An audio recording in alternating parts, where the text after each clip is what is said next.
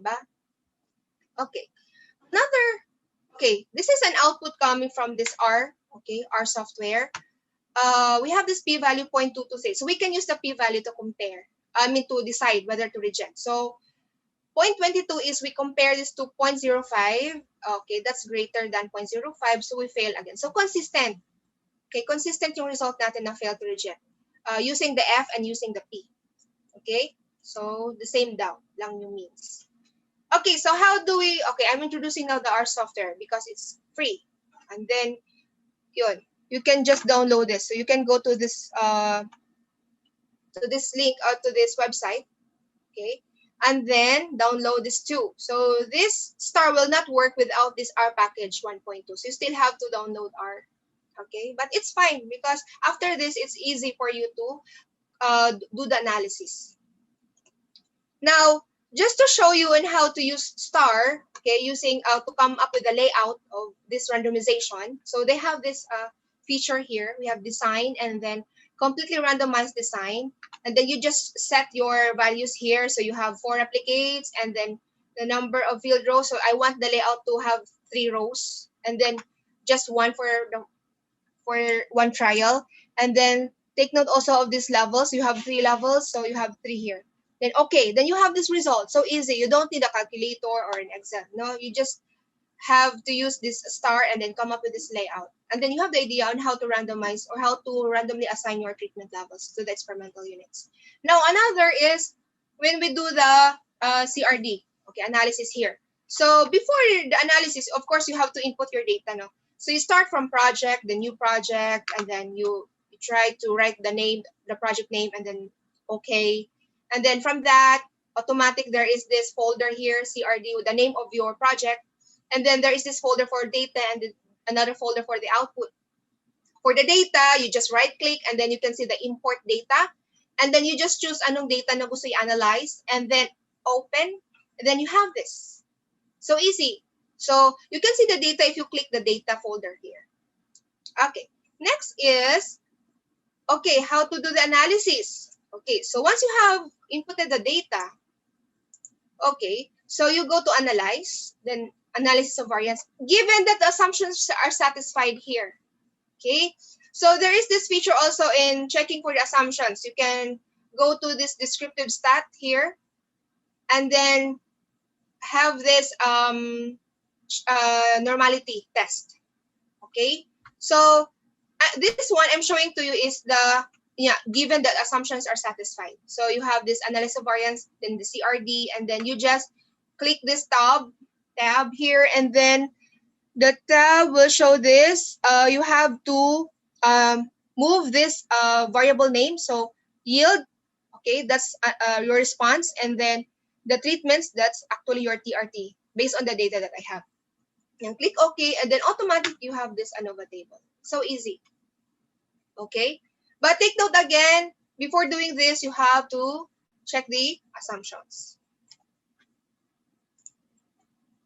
Okay, now think about this. Knowing that at least one of the treatment levels has a different mean, how do we know which treatment mean differed significantly from the other treatment means? So, meanings, how do we know that which level or which group is different from the rest? Okay? So anong level, anong group yon? So the answer is by using pairwise mean comparison or group comparison. So for the pairwise, we expect that we have this, for example, 3 levels, compare A with B, A with C, B with C, and so on. And then for the group comparison, you can compare group A with group B and C together, or group B with group A and C together. So that's under group comparison. Okay, we will not be discussing this because somehow there are lots of procedures under this. Okay, but at least you have the idea that you can proceed, to pairwise comparison in case you have a significant result. Now, another thing that you have to think is, okay, in reality, it is very difficult to find experimental units that are homogeneous.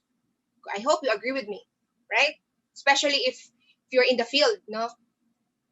And then experimental units are markedly heterogeneous with respect to some criteria of classification. So we call them nuisance factors or yung mga criteria na yun. So example, plot may differ in terms of fertility. Although your intention is to compare just the type of irrigation, okay, and then you apply this types of irrigation to the plots, okay, but then this plot has this inherent condition or this factor, okay, that they have this not the fertility of these plots are not uniform. Okay, so you cannot control that. Okay, another example is trees may differ in age. For example, you want to compare the different levels of fertilizers applied to trees, but then the responses or say the harvest or the yield of these trees, okay, may differ or may be affected with the age of the tree, right? So that's another nuisance factor, that age. Another example, soil may differ in terms of pH or acidity. Okay, so when you want to compare the soil maybe in terms of level of the fertilizer, okay? Oh, yun. So I hope you understand my point now that there are other factors that's already there in the experiment or in the research that maybe you have to consider those and then you have to control, no? Mhm. Okay, so yun. So these are the examples. So do I have to go back to these examples? Oh, it's okay. It's I okay. think You ito heard po me yung naman. ito po yung parang mga nuisance factors na Yeah. sinasabi ni Ma'am Lara. Kasi in our last webinar, yung term na ginamit po namin is confounding variables. Yeah. Yun, para tawag dito sa mga students in chemistry, ito po yung parang mga anong tawag dito? Yung mga interferences. Yeah. Yun. Conditions niya naka-affect dun sa response din. Okay, Yes. okay. So I'll proceed now. Yes, ma'am. Okay, so nag-intro lang, intermission lang tayo ng konti. Okay, another thing that we have to think, okay, this one nga, yung nuisance factor. It's a factor that probably influences the response variable but is not of interest. So how do you consider that? Okay, so we now have this blocking, okay, and also have this another statistical technique that we have to use. Okay, so but we will only, okay, we will just discuss on this RCBD, which is actually under blocking, and then Latin square design, another procedure under blocking, okay, and then this incomplete block design, this is another design, but we will not discuss this since kulang na po tayo ng oras, but at least the basic designs or the structures, design structures are, okay, will be discussed later. So under blocking. Now, for the use of another statistical technique, we have this ANOVA or analysis of covariance. So what is this? This is just a procedure with the combination of regression analysis and ANOVA. Okay, so that's very interesting actually.